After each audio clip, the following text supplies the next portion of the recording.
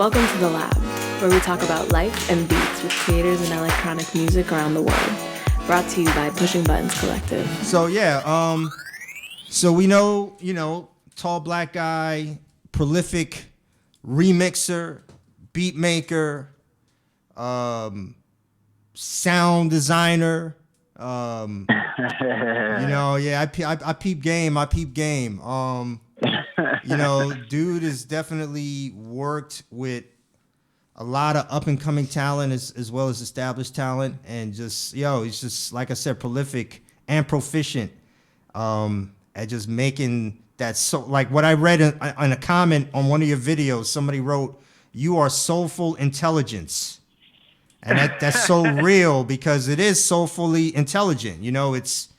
It's just like smart music, but it's technically sound, but it's also got a lot of heart and soul in it. So definitely welcome my brother, tall black guy, to the show. How you doing, my friend? What's going on? I am doing good, but I appreciate you brothers for having me on the show, and just trying to keep this good music thing going, man. what we came up on, man. Like all the goodness. So let's begin from the beginning. We came up from the D, from Detroit, from Detroit. Yeah, let's talk about earliest memories making music, whether it's beat making or instrumentalist or what have you. Like, who made? Yeah, go ahead. Sorry. Well, to finish the question. No, I say what makes tall black guy what he is. I had a big family. I was the youngest out of all of my cousins and stuff. So I had, and then my pops is only like 20 years older than me, though, but this is like in like the early 80s, 90s thing, though, you know what I mean? So he came up in, when hip hop was first started, you know what I mean? And then my cousins was like 10 years older than me. So, I kind of had, that was kind of my introduction, we're talking mid 80s, late 80s, early 90s. And at that time, you already know what was going on. Hip hop was kind of a new thing. And I was just trying to figure out, I knew I liked it. I knew I liked art, but at the same time, it was just like trying to figure out a way to be creative and have a creative outlet. So I had a cousin, she was my older cousin. She was a girl, but what she would do, she would just beatbox. This is how she would do her music. This is how she'd be creative, And she was an athlete too, though. But she would like do like little ciphers and stuff. She would be like the soundtrack for like the guys and stuff in the ciphers. So I kind of picked up this little beatboxing thing, and that was kind of my way of making music in the beginning. This is talking like a kid, though, And I would watch the box and all that type of stuff, and that was kind of the thing that I would do, and just and so you fast forward to like around like the late 90s, early 2000s. I'm like, okay, I like all this different type of music. I grew up, I'm like 13, and when like Tribe and Daylight and all that stuff was going on, I loved it. Didn't know why. I just knew it was dope because the influences of, my father and then my cousins and stuff. So, And then you fast forward to like high school and all that stuff. I was like, okay, I like this music, I like these different beats and stuff. So I just like, I want to make music, and I play ball. So, but this was the next option for me to be like some type of, be a creative. So I was like, I spent $60 on this program called Sony Acid. Well, actually, it was called Sonic Foundry. Okay. And then it was like I wanted to make beats, and that was the only way. My parents couldn't afford to buy me, the MPC thing going on. So that was the next best thing. And then, in the beginning, I kind of tried it, quit for a month. And then from there, after that month, I'm like, okay, I'm going to really mess with this thing. And it started off as a hobby. It literally started off as a hobby. Okay. And then from there, it became obsessive. I was just messing around, trying to figure out why Premier got his snare, where these samples is coming from, and records and all this stuff. And yeah, that's pretty much what it was, man. Just my pops and my older cousins kind of give me at least introduced, and then I kind of took it from there, you know. Word, it takes a village. Yeah, You know? yeah, for sure. So so you spent time not just making music, but also researching and learning the craft and the history, and is that's what you're saying? Yes. Yeah. I mean, you learn as you go. You know, like my pops gave me my first record collection, so I didn't know who these people were. You know what I mean? But I would like go research. You know, and you know the art of digging. It's a whole rabbit hole. So you were like, I don't even know who this artist is, but it's something about this cat's music that I like. And then you just start going, trying to figure out your own creative way. Because in the beginning, when you actually be trying to make music, you're gonna emulate the people that influence you or the people that you like. So at the time, it was Neptunes was rolling, Timberland was rolling, Premier, Pete Rock, all these cats, and then just taking different elements from them, and then you kind of figure out your own little style or whatever. At least for me, anyway. Word. So I mean, being from Detroit, how did Dilla fit into this? I mean, if he did at all, being that around that time, early 2000s, he passed away. You're coming up. This is when you're coming into your own. Did he have any influence at all, it's cool if he didn't. I mean, I don't. I mean, he was just dope. You know what I mean? I think the guy for me was Premier though. You know what I mean? Like that was my dude. Premier and Pete Rock particularly. You know what I mean? Because Premier was just so simple. He was simple, but it was just like he could take any small fragment of a sample or song, and he could make it his own. True. And that was kind of my dude. That was kind of what in the beginning, like, yo, how can I take this joint and make it as funky as Premier? You know what I mean? And then Pete Rock kind of came in where he started kind of having the chop thing going on, but he was kind of making his own band with the multi-sampling thing, though. You know what I mean? So he'll take like 5 to 6, 7 different samples and kind of make it his own little band. Because, you got to remember, cats coming up at that time wasn't really, at least the hip-hop guys, wasn't really playing a lot at all, really, if you really think about it, Right. And so, that was kind of my way, So I was like, okay, I want to apply the chops from Premier, but the layering from Pete Rock. From Pete Rock, beatboxing things like, Timberland and Neptunes, they had that whole thing going. Because they they was kind of thinking far left, but it still was hip hop though, at the time though, you know what I mean? True, man. So, yeah. So Pete Rock, Primo, you mentioned Tribe, they're all in the same vein. And I could definitely hear that we could hear that in your music. So at that time, you're in Detroit. Was the beat scene emerging like how it is now, or were you handing out beat tapes? Were you working with rappers? Crazy part about it, man, is like I started off making music in Detroit, but like where the footwork was going was in Chicago. My parents was separated, so I had this back and forth thing. So this is how I know it's 13, is because I was in Chicago doing during the circuit.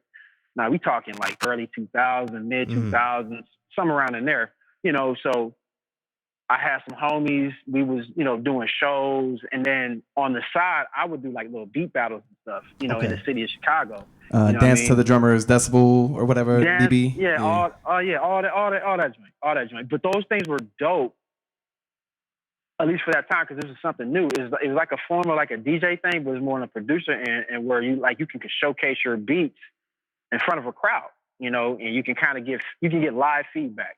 And if you really think about it, it was actually a great tool because even if necessary, say you don't even win the battle, you can still pitch your joints to a cat in the audience, and then a cat might message you like, "Yo, I like your beats. Oh, I like your sound. We can get up. We can collaborate." You know what I mean? So it's a space for that. At least at that time.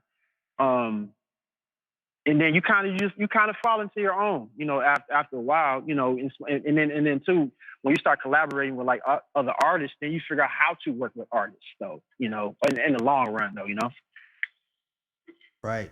Well, from here, we're going to take a little break. We're going to get into a selection by TBG, one of my personal favorites, and that's Thrill Seeker.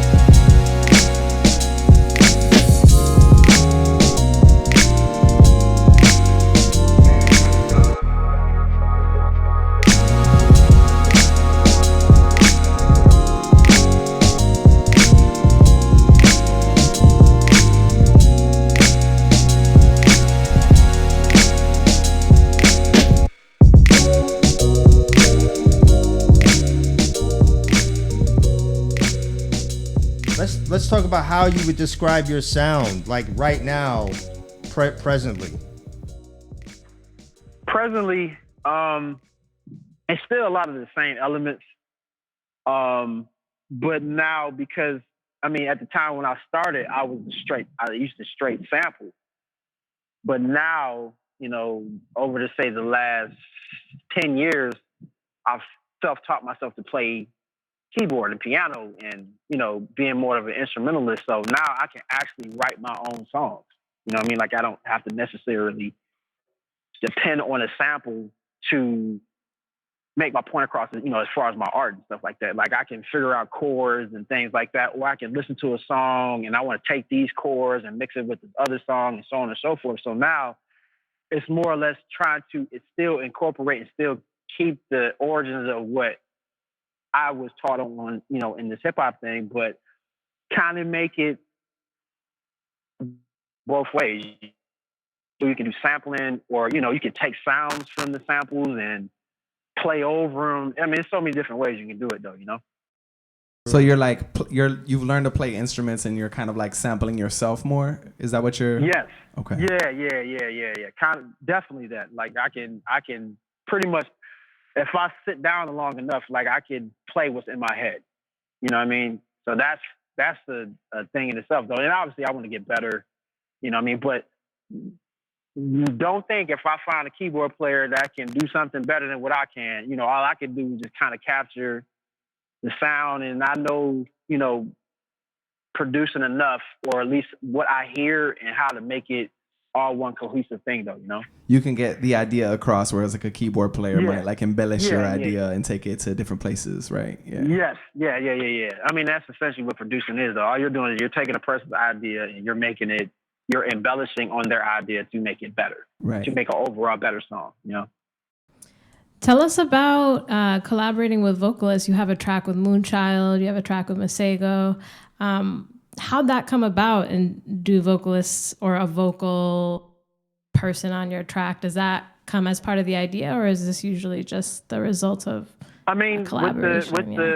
Like Moonchild was just coming up at the time when I contacted them, and I was in the middle of making an album, and they were still fairly new. I think they had just released Play Rewind or something like that. Mm-hmm. But they were still super independent. I mean, like now they're like doing everything. You know what I mean?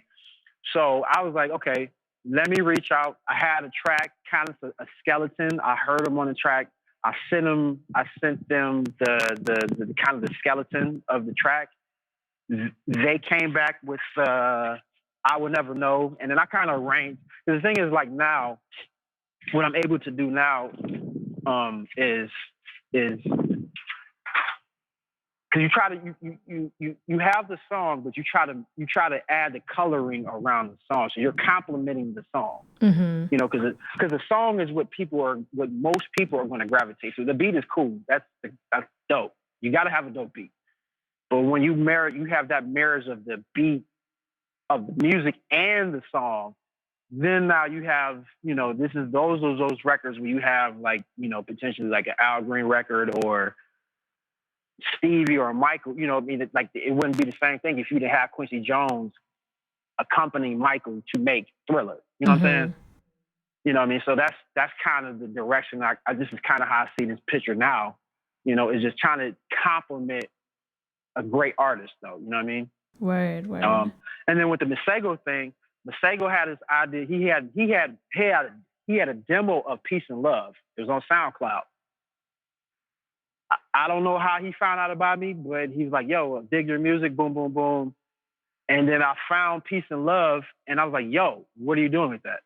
And so I ended up creating this whole, you know, replaying the drums. We ended up replaying the guitar and all this stuff to make his idea that he had. And it was just a demo. Yeah. And then it came, you know, it came together like that, you know? That's what's up. Yeah. Word. So let's talk about first projects. You got Brazilian Chronicles, which is where I got introduced. Between that and I guess later on the Red Bull battle, Red Bull beat battle. Brazilian Chronicles. I mean, I'm a Brazilophile, so that kind of like automatically, you know, that automatically just pulled me in. I mean, for real, man. Like, yo, like for my first introduction to Brazilian music, it was probably around like 03, 02, 03. It was Flora Perrine. I'll never forget it. It was like Butterfly Dreams was my first introduction. And from there, I just went on a tangent and would just find like these little coffee shop Brazilian joints. And I would just make beats out of them. You know what I mean? So like a lot of that, like the Brazilian Chronicles and the Yusuf Rumperfield, I made those all when I was like 21, 22 years old. You know, like I would do hip hop shit, but then I would go make other stuff based off the influence, you know, off the inspiration I was hearing off this Brazilian music though, you know. Word. And it was just one of those things like you just, you know, once you get sucked into that world, man, it's I mean, because it's so soulful. Even though you don't know what they're saying. Right. I mean, they could tell you to go jump off a bridge, but still, like, that music is just still crazy, though, you know? It's a lot of it is very emotive, and a lot of it is, you know, other sides are very percussive. Like, every state in Brazil has their own musical genres that they expound on. Yeah, man. You know, that Butterfly Dreams album is amazing. Dude, Open Your Eyes and Fly. Yes, I got it right here on my playlist. So I know. You know, Flora, she just, you know, it's just something about her, man. She's one of those artists, man. At least for me, man. She's probably like it's like Lonnie Liston Smith and then like Flora, and then you can go. It's a few other different ways you can go, but like those two right there are freaking crazy, though. You know.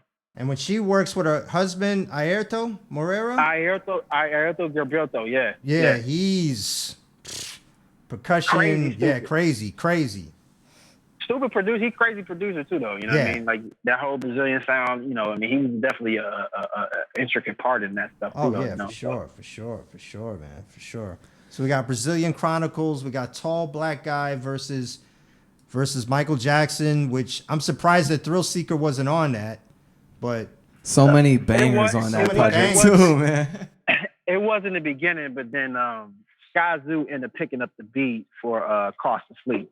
Right. So I had to take it off of there though. But it originally was on there. You know what I mean? And again, like all that Michael Jackson stuff, like these were just joints I would just make on my spare time. Like I was working a job. I used to work as a carpet cleaner, and you know, it didn't matter what time. You know, if I'm inspired, I would just make joints. You know what I mean? It was an outlet. You know, and it was just a collection of joints I had. And at the time, I didn't think Michael was gonna die. I knew I wanted to do it, and you know, it just kind of coincided, you know, with that. And that wasn't even the intention, though. You know what I mean? These are just joints I just had.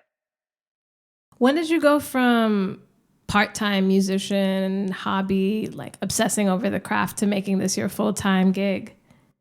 Literally 2 years ago. Oh, I'll be 3 years. I'll be 3 years in December. So I basically worked since I've been working for however long that's been, until 2 years ago. How'd you balance that? Yeah. I mean, I still would do it. I mean, it was like, yo, you know, I have this dream. You know, I have this dream. So it didn't matter what job I had. I was still going to do it. Right. You know, I was still going to come home. I was still going to work on my art. And, you know, again, it was just like a big outlet for me. Yeah. And so it started to become, you know, because the thing was like when I moved to England, this is like maybe about, what is this, 2019? It was about 7 years ago, 6, 7 years ago. When I moved over there, that's when everything changed. That's when, you know, opportunities started working out and all these different things. And, you know, for me, like I made so much music, it was just trying to figure out a way how to release it, who was going to accept it, and all this type of stuff. Though, you know, I was like, okay, I'm making more working for myself than my regular job. I'm like, okay, let me try this. Let me see if I can actually do this. And what was crazy, so 2018, I actually made more income working as a full-time musician than I've worked in any other job. And I'm talking about for a corporation or, you know, for whatever job I have, I've made more money working for myself. So I'm like, okay, now we working for something now, you know. And obviously it takes time, like, you know, it takes, because you gotta keep working, you gotta keep working. And eventually, if you're ready, you gotta take that leap and see if you can do it. Because at one point, you know, at some point in time, if you don't try it, you will never know. You know what I mean? True. That's so inspirational. So I'm kind of curious about some of the jobs that you had, and then also at what point you were like, you know what, I can just let this go. Was it a monetary point, or was it like, man, if I don't stop working these jobs for other people, it's gonna slow me down? Like, what was it? I mean, I had like some crazy. I mean, I was a carpet cleaner, a junk remover. The last job I had before I actually quit my job, before I quit it, it was a cook.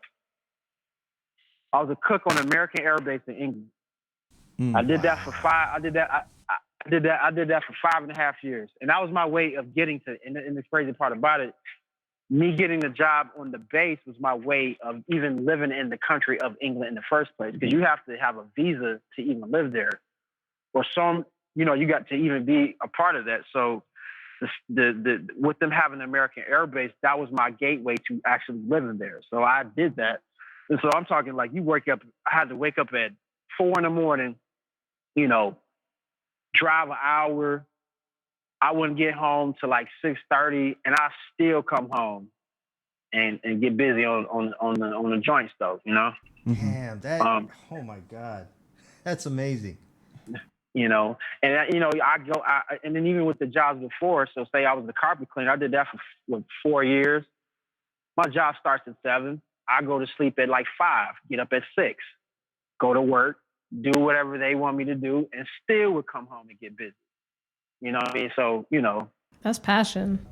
I mean, continuing in Justin's train of thought, why England? Like, yeah, I'm just curious. What's the chain of events that led to that? Hey, just put it like this. I was married. I'm not married anymore. Gotcha. There you go. Gotcha. I mean, you know, it wasn't nothing really working out in Detroit, you know, at the time, because this is like in 2011. I left Chicago probably around like 2009, went to L.A. for like a year and a half, came back home to Detroit, and it was like, okay, we ain't really got nothing going on here.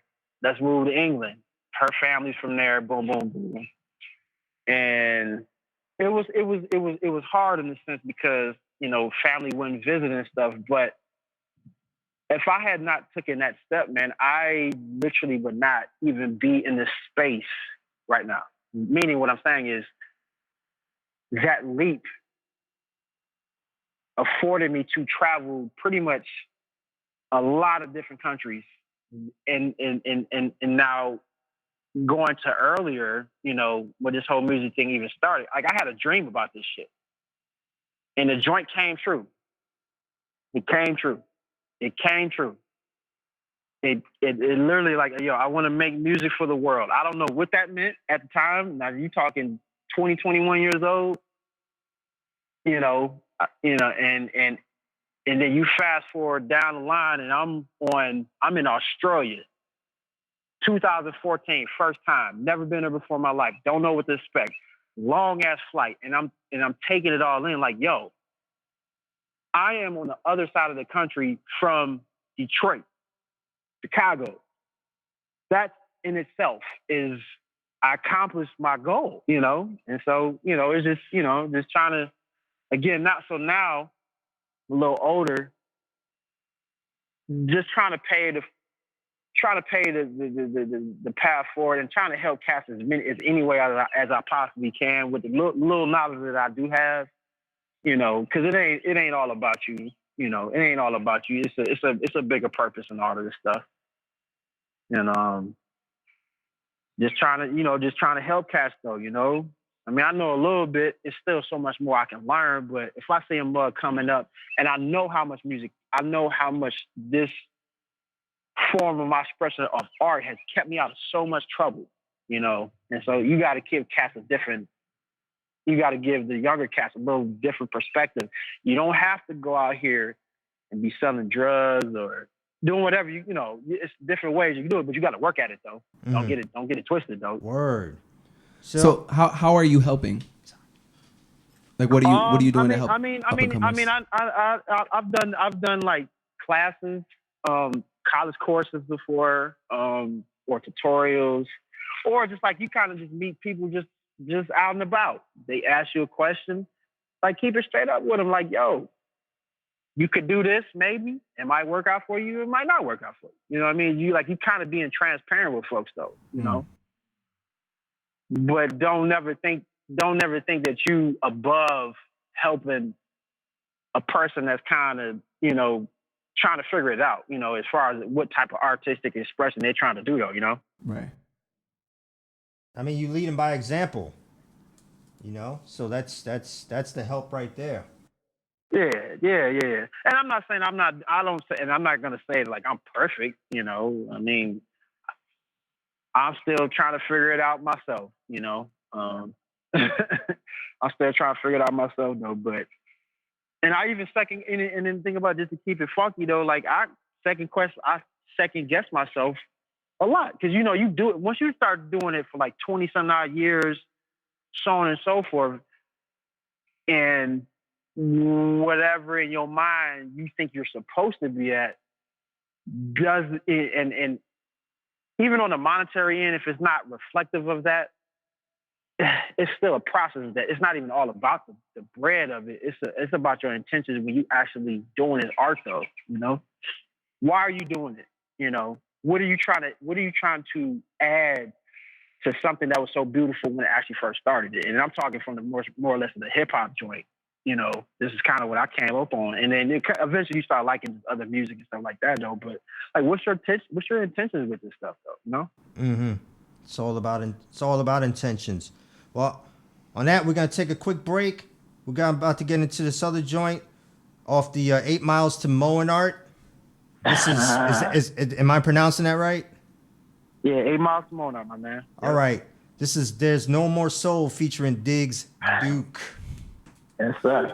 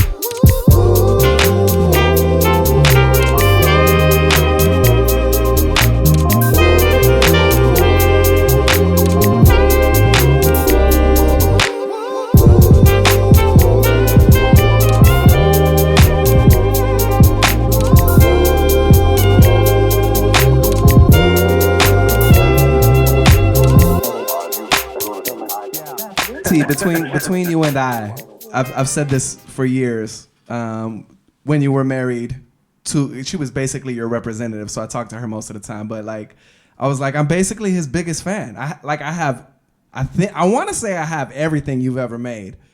Like, you even gave me like a CD or like a CDR back in the day of stuff that I don't think is like really out or something. Like I got a ton of shit from you, bro. And like for me to have that song that he just mentioned highlighted is just, you know, it's a real like shot in the dark. it's like a needle in a haystack. Hey, listen here, man. Like, you know, I'm learning, man. This, you know, this world is so small, man. And the thing about it, as you know, once you start getting rolling, man, don't be a butthole to people, because at some point, I'm serious. At some point in your life, it's gonna come back, or you know. And I'm not saying you got to be perfect with it though, but like, yo, you gotta remember how you moving though. So if you want to be a user and that's what you do, that shit gonna come back to you, bro. I promise you. True. I promise you. True. Always got to show love and show intention. You know. So we're in London. We're in England. We're at Lakenheath, which is about an hour or so outside of London. Yep. I'm imagining we're making trips to London. We're checking the scenes out. How was that London experience? Literally, I didn't even stay in London. I stayed in this part of England called Norwich. Yeah, I know Norwich. Which is basically like, from London, it's like a 4-hour drive or like a 2-hour train ride. But then from Lakenheath, it's like maybe about 45 minutes on the driving side. Right. But, I mean, I did quite a bit of gigs in England, you know, in like different parts of England. Okay. But I never really spent a lot of time there, you know, only because like, you know, to that commute, you know, that joint is not cheap. Yeah. And you got, you know, you got a wife and home, you know what I mean? So you gotta do it in the constraints of which your household allows you to do that though. True, you know what I mean? True. But the times I would go out there, man, I mean, I met some cool cats. That's when I met like Eric Lau and Digo and Kaidi and IG Culture. You know, yeah, like all these cats, man. You know, and this is just over time though. You know, as I'm still trying to come up out there though. You know. Word. And again, you know, you end up meeting some folks, and you end up developing a relationship with them, and then you know it's like you want to be out there, but then he's like, oh, this joint is expensive. Yeah, it's expensive to travel out there. British Rail is no joke. Yeah, you know, well, now the flip side is to live out there in London is crazy expensive, but to travel, like you have access to all of Europe. You have access to like Germany and Croatia, you know, all these different places. So that was awesome. Right. You know what I mean? And, you know, just like I said, man, just from the standpoint, just being able to be exposed to a different thing, you know, as opposed to like, I'm in the States, I can go to L.A. Like that's still like kind of the same thing. Like, but when you start getting exposed to like different cultures and, you know, people don't even speak the language, but their heart is still right and all that stuff, like that changes your view. And that was one of the reasons why when I actually make the return back to the States, it's like, okay, I love the Midwest, but at the same time, like I kind of need to be on the side of being, you know, going to the New Yorks and the Phillies and being able to have access to go overseas. And, you know, I just want to try something different, you know what I mean? But yeah, man, it was a trip. It was a trip for sure. It was a trip. So, you know, like you said, you know, being in England, that's like the jumping off point. That's like the gateway to Europe. How was the beat scene? Or, you know, I mean, I think you're bigger than that because you do music for the world. I mean, you're based in hip hop, but then you can do stuff with Brazilian music. You can do great remixes. How was the beat scene in general did you experience it at all, or were you just I gigging? never really, I never really got into the beat scene out there. I mean, at the time when I was starting to go out, you know, and that was more prominent in the States. And then even with the beat scene, like I like it, but I got a lot of DJ friends. And I know for me personally, as a listener, I want to be taken on a journey. So when you do the beat thing, like it's dope, but then you kind of stay in this same pocket. You're not taking people on an up and down ride. You know what I mean? And so, and by me making so much different types of music and different type of BPMs and all these different things, I'm like, okay, there's a reason why I got this stuff. So I need to figure out a way to represent myself in that type of way, though. You know what I mean? So stuff I've made from 15 years ago, but it's still my sound. Figure out a way to put it into a set. You know what I mean? I could do the beat thing. You know, I've been in the, you know, the hip hop stuff and all that stuff, but I'm like, okay, if I really want to affect, you know, really want to be in these conversations with the cats that I look up to, like say a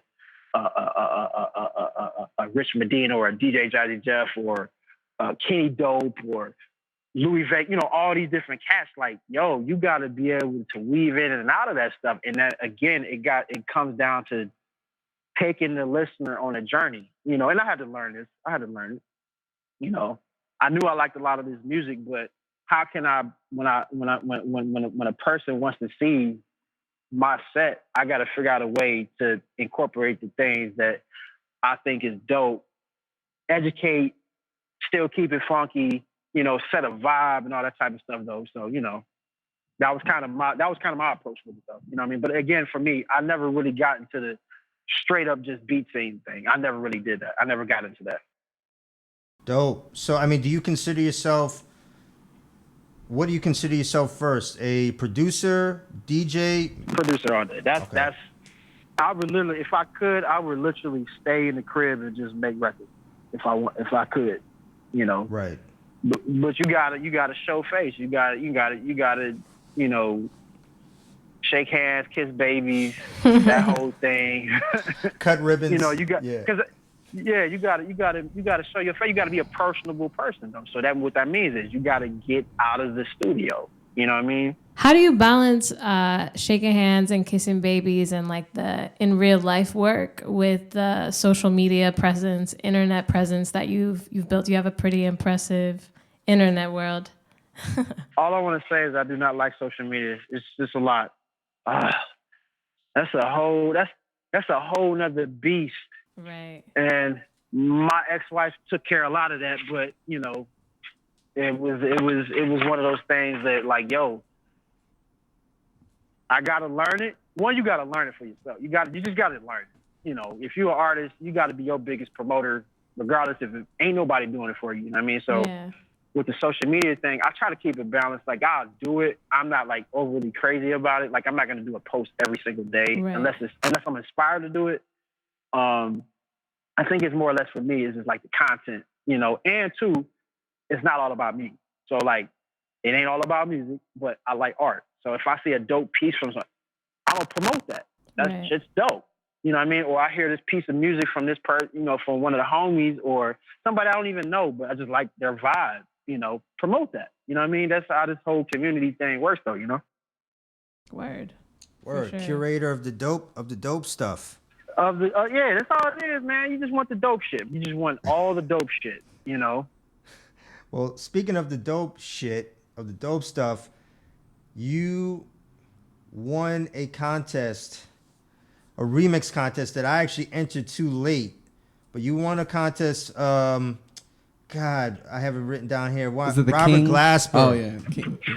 King. Robert Glasper, yo, that Move Love joint. Yeah. Like, it was like you stood out because you kind of like changed the measure. Like you switch it from you changed it from like 4/4 to some ill 6/8. 6/8. Oh my god, yo.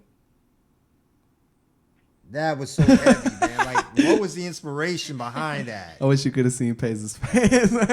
I mean, He's like actually in awe. Peep game though, right? So I had a homie in Chicago at the time, I used to kick it with this cat, and he would always rap like that. He would rap in the 6/8 joint, and I'm like, dog, that is insane. He was the only dude I ever knew that would ever do this stuff. And so I'm like, okay, I wonder if we could actually chop samples like this. You know what I mean? Because it was like on some rhythm, the rhythm of it. And again, you know, with the beatbox thing, you know, that's my rhythm. That's my drumming for me. You know, I hear something in my head, or I hear a joint and I'll beatbox to it and try to figure out some type of rhythm. But I'm like, yo, that joint is dope. So I had been doing the 6/8 thing for like at least 10 years before the Robert Glasper thing even came up. Okay. And I was like, okay, I know Cats is going, you know, try to keep it straightforward. So I'm like, okay, let me reimagine this. Let me take these lyrics. And so, you know, with the lyrics, just on the lyrics alone, with the King joint, that took 4 days just to edit. I can itself. imagine. You know, because you got to get the cadence right, you know, all that stuff. Then from there, you go to the beat. Then from there, you start adding all the other different elements, you know, and it was like, okay, you know, just try to reimagine the song a different way than what the average listener would kind of imagine it. You know what I mean? Because, stuff like that, to try to take a song out of a 4/4 and that much music, that's a lot of work. That's a lot of work. Yeah, well, it definitely stood out, my friend. I mean, when I heard that, I was like, okay, good thing I didn't go into this. I think you did something kind of similar with the De La Soul Stakes is High, right? Like, you like totally flipped the time signature on its head. Yeah. I mean, it was, you know, because again, to do that type of work, it's a very time-consuming thing. With the day, well, let's say the Grandmaster Flash was really like the one where it took me the most time. That took me like a month to do that. You know, so like I would edit it, you know, because you gotta think they rapped those vocals 30 years ago. So, you know, as far as rhythmically, and then, you know, even in the pocket, they didn't really do too much. So I have to figure out a way to still keep the bounce and all that type of stuff. That joint took a month. The De La joint, maybe a few days after that, once I got the gist of how to really do it. And then, yeah, you know, it was just kind of one of those things. You just, you know, you figure it out and, you know, just try to give Cats a different perspective on a dope ass song. But then too, I was scared of the Grandmaster Flash, because I'm like, yo, this is a classic song. So I was willing to take the backlash on that. It was a risk for me in my mind anyway, you know.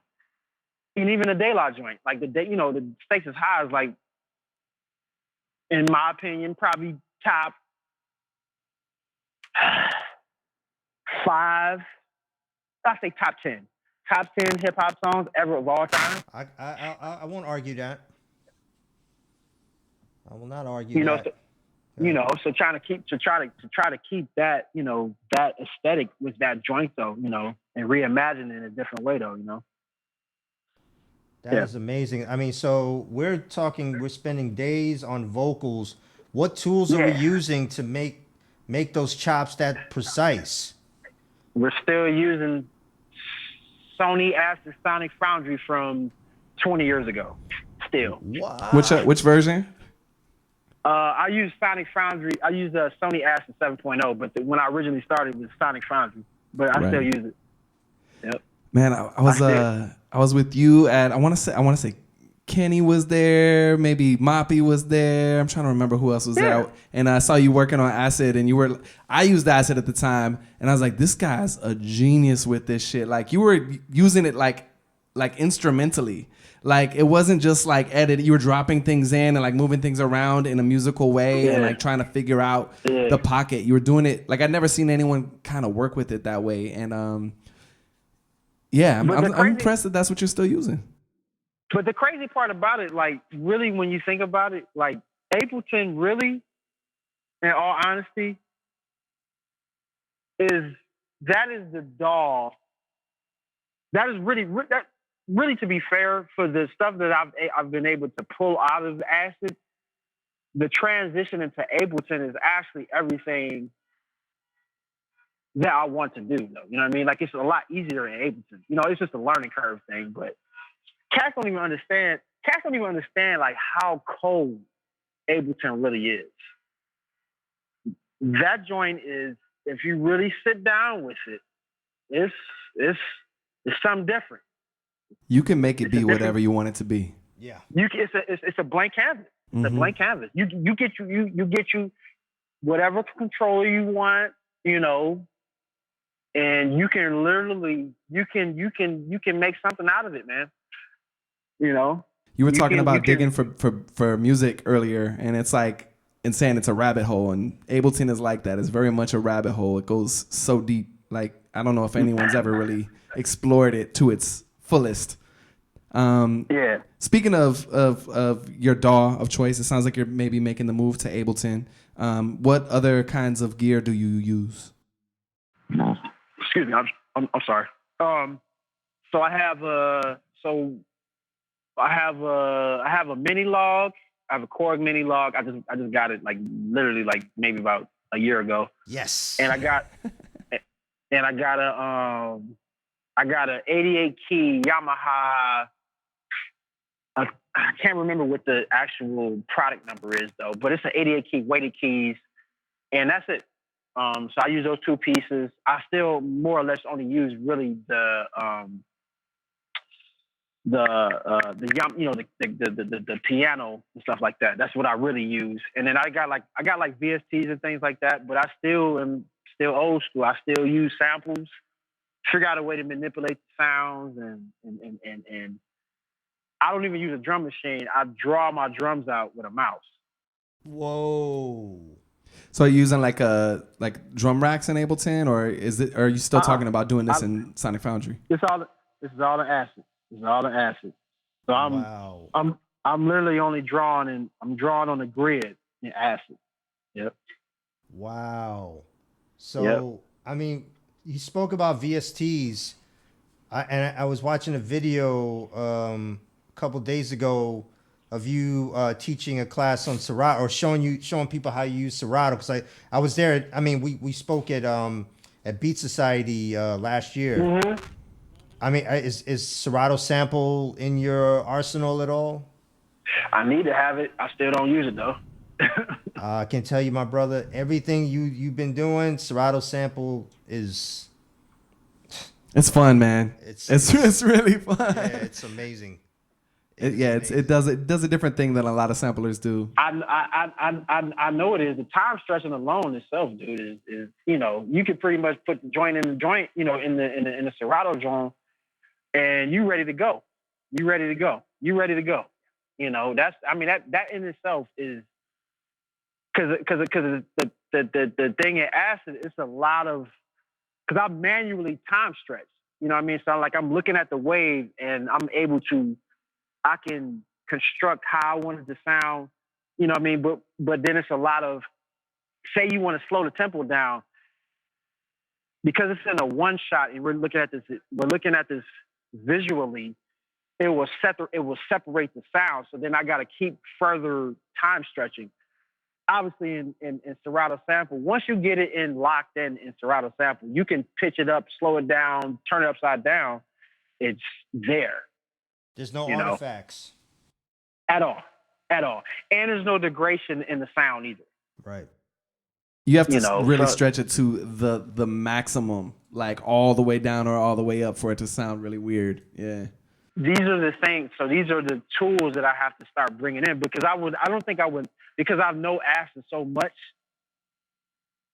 I can't give it up, but I still got to incorporate other different DAWs and systems, and stuff like that to again evolve and just learn something new. So like the thing now, the reason why I bought the mini log joint, I've never worked with analog before, ever.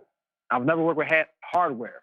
So me being able to make my own sounds and things like that, I've never done that. I've always been a software guy. So I started from the software end. So now I'm kind of in this hardware world try to figure out MIDI and all that type of stuff though. Word. And what's good about the mini log is that there is a large community online where you can get packs of different patches, and you can just download it. There's a utility that you put on your laptop or whatever your workstation, and you can load them because you have extra sounds. You get the first 100 patches, and then after that, I think you have an extra 100, so you can load sounds in there as well. So I mean, that's what I have a mini log as well. So I definitely know what you're talking about. Having that piece of analog hardware is thrilling. Definitely though. You know what I mean? But I mean, it's a lot of different ways I freak. You can kind of freak it, man. You get your sound recorder, go out here in the field, go out here in the field, go record you some sounds because you never know when you're gonna use them. Go to a jazz club, put it in the middle of the room. You might get a sample out of that. There's no clearance on that. There's no clearance on that. I'm just saying, you want to make you some snares and some hi-hats, go outside, hit a tree, hit a table. True. I'm serious. True. It's however your expression is though, you eventually over time, you kind of figure out your own way, how you want to express yourself. You will figure out a way to do it, Well, go ahead. Go ahead. I was gonna say, so I broke my leg a few years ago. I was in a wheelchair, and I started banging on the wheelchair just because I wanted to make some music, and I sampled it. I used my little voice recorder or whatever, sampled it, and turned it into this banging house track, man. You never know what you can come up with, getting outside of the computer. Yeah, for sure. True. I feel that. You're getting outside of the box, and that's the whole thing, man. That's how you evolve as an artist and musician. Mm-hmm. Obviously, you're gonna stick to the way that you know how to do it, but the only way to evolve is to kind of get out of that comfort zone. You know what I mean? And so, if you don't know how to play, figure out a way to play.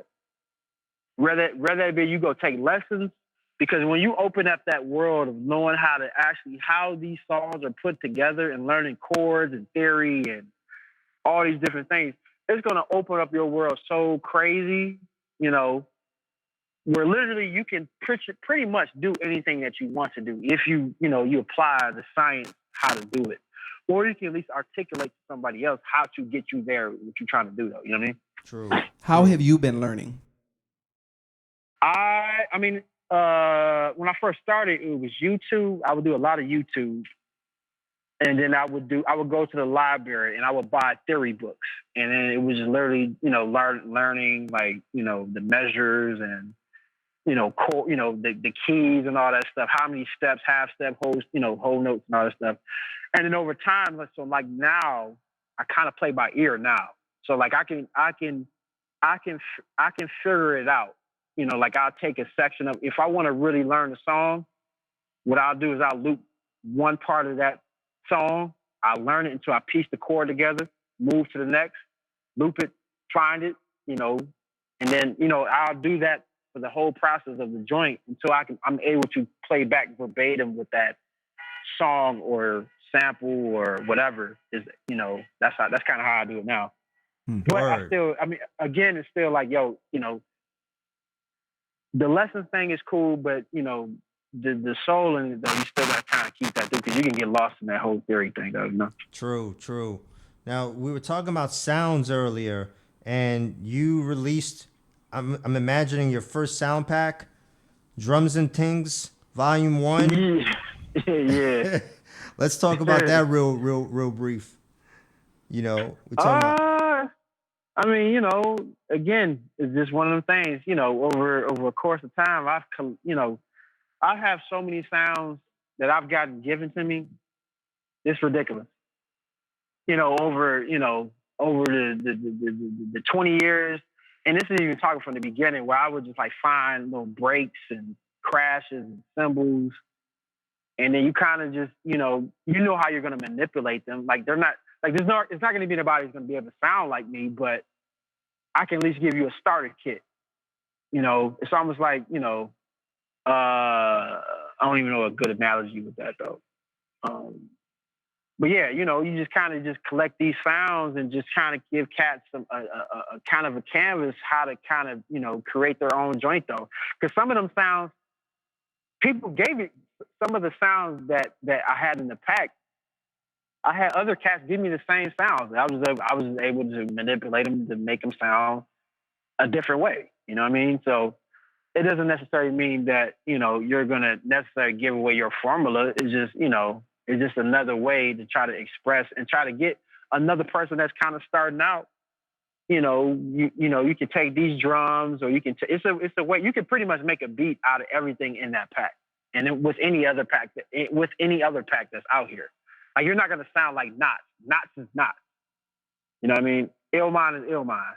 You know what I mean? Like Illmind has a way of sounding like Illmind. You can't be another person because you're not them. Right. You know what I mean? But so you have access to all this stuff, but you got to figure out a way how you gonna make it your own though. And it's just like sampling. Like you could take the same sample and flip it completely different than the next man though. You know what I mean?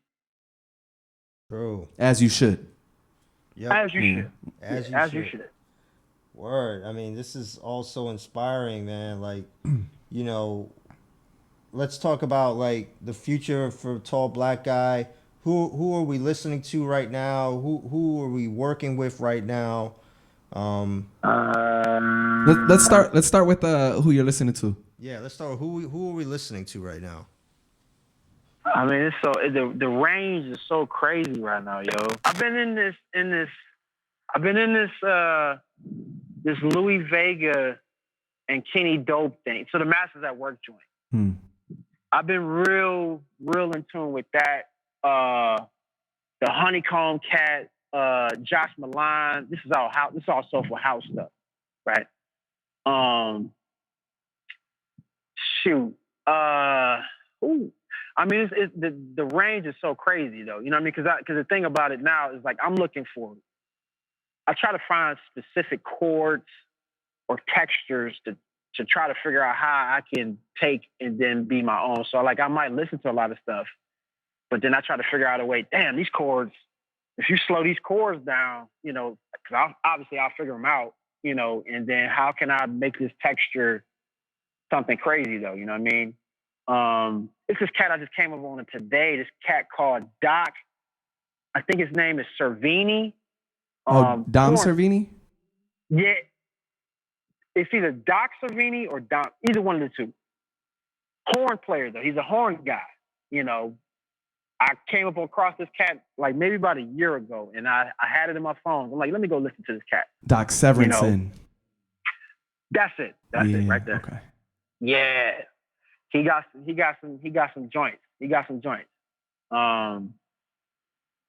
But a lot of it is either either on the soulful house range. It's a joint I found from Art Blakey the other day. You should probably check this out. It's called Miss BC. Serious piece right there though. Serious piece right there though. Straight ahead jazz too. But it's the textures of it's nice.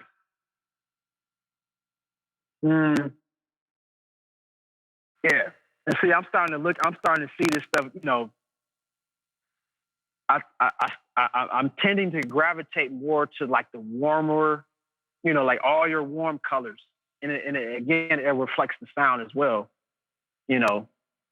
Like your browns, your reds, oranges, yellows, and it's a warmth in that. And and that's kind of what I try to find even when I dig, stuff like that, Word.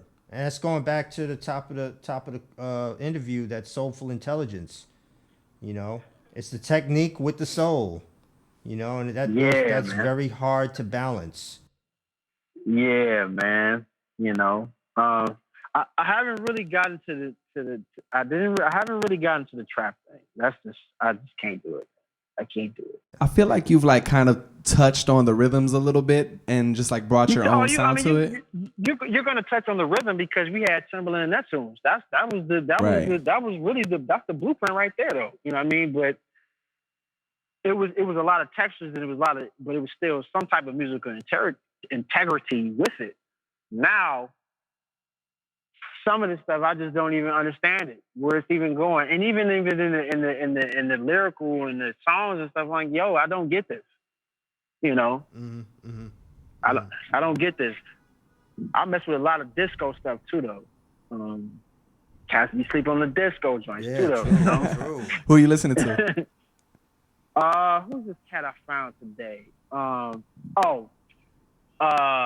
Dells. The Dells got some, the Dells, the old soul. Yeah, of course. Yeah, they got some joints. They got some joints. Definitely check out what if you want disco, like new disco, check out bands like Midnight Magic. Ooh, they're great. Adeline. She's dope. She was down with Escort. A lot of these new disco bands are really like taking that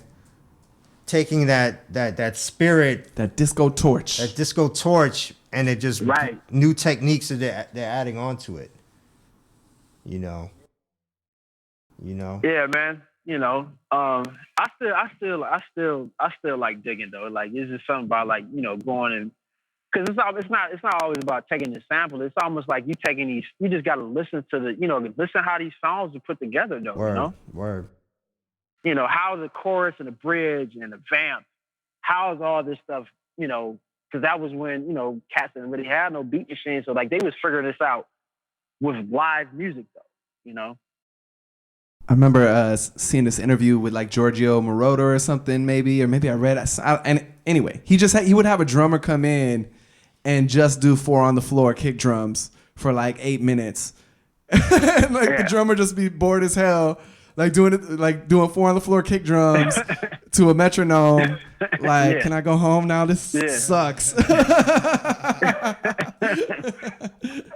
Yeah. I mean, that's just, that was the, because, obviously Giorgio Moroder is, he's a keyboard player, you know what I mean? But he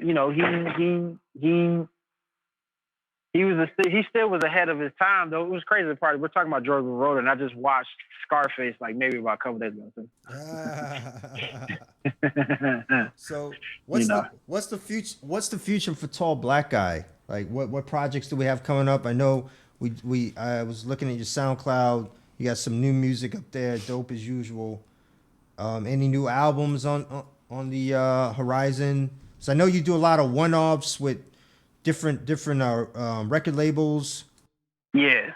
The next joint, man, and this is going to be a lot of studying, but I want to do a jazz album. I really want to do, like, I want to compose a jazz album. What that means, obviously, I need to study. But like, I write all the music. Like I'm not the craziest of a keyboard player, but I can get my point across. But I write all the music, but then I'll employ, actual musicians that can actually embellish the idea. You know what I mean? That is a goal of mine, and I don't know how long it's going to take, it could take 5 years. I don't know. It's something that I want to do. In the interim, like, I'll do the one-off thing. I got something with Fat Beats coming on later on in the year. That Baker's Dozen series. Right. Yes. I got a joint with them. I got some joints with a couple of homies. Me and my man D Jackson. We got this group called 80s Babies. We got we got a few things coming out. My man Jose Moore. We got some stuff coming out. I'm talking about my man 14 KT. We didn't record it as a gang and stuff, just trying to figure out a way how to put it together and put it out. But yeah, man, just trying to stay creative, but still have a balance. I still try to enjoy, like my personal time and stuff like that, and the thing about being full time though, like it's cool to do it, but just being in your own headspace sometimes it could kind of make you go backwards a little bit though,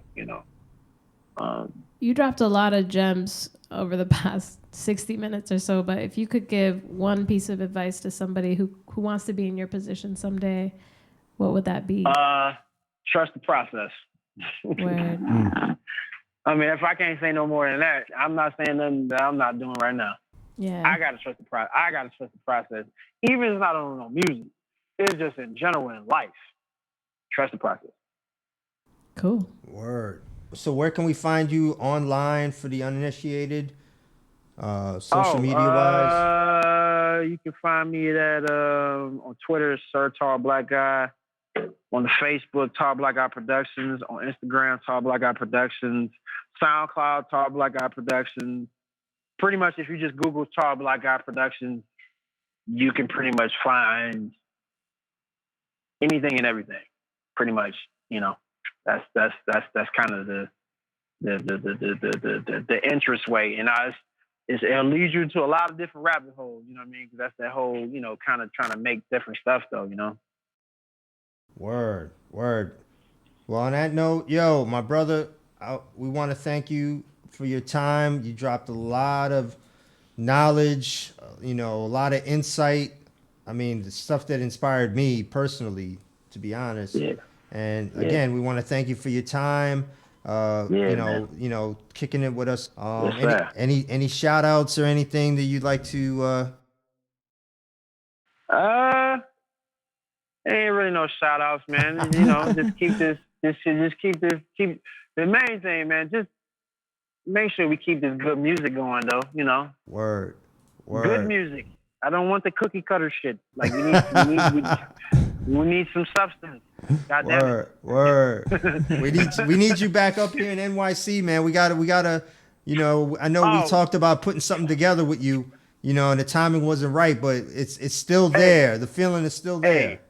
I live in DC, my man, so it ain't nothing but a train ride, my brother. We'll talk about that when the time comes. Word. I'm literally actually the crazy part about it is I'm coming up to New York Sunday. Oh, word. I'm coming up to New York Sunday, but I'm on some studio stuff though. Got you.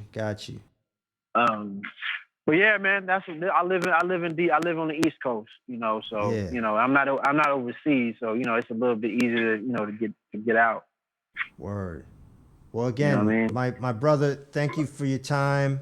Yes, sir. I'm Pays Infinite. I'm Bamada. I'm Justin Raymond. And we were just chopping it up with Tall Black Guy. Thank you, my brother. Thanks, bro. Thank you. Hey, thank y'all, man. Y'all have a good night. Back to the beginning of I want the fun. Oh, what?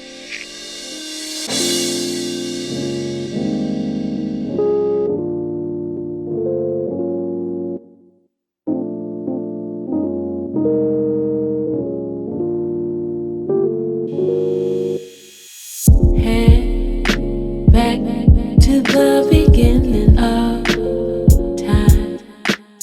No, nothing, nowhere, or no one to find. We follow the moonlight to taste the sun, searching for some peace of mind.